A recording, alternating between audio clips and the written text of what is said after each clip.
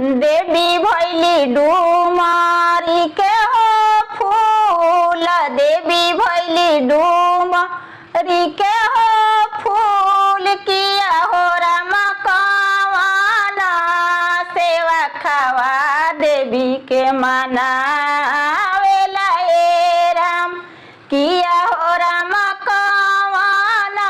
सेवा खावा मैया के मनावेला ए राम। पर्वत ऊपर बभना करे हो हुम, किया हो राम हुमावा कई के देवी के भोरा